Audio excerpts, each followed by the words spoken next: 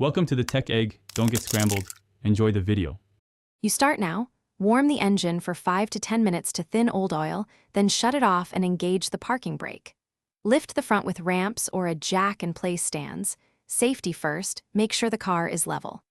Position a drain pan under the oil pan and remove the oil filler cap to vent. Use a 14 mm socket to loosen the drain bolt. Once it breaks free, prepare for hot oil and control the flow.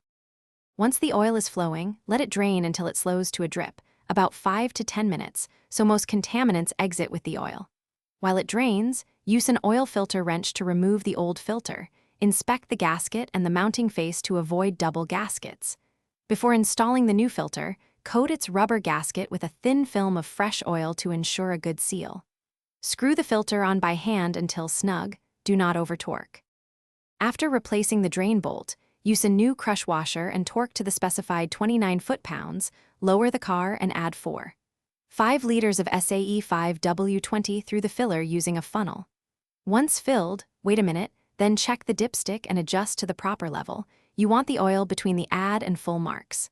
Start the engine for 1 to 2 minutes, watch for leaks around the filter and drain bolt, then recheck level. If oil pressure drops, check filter seating and bolt torque.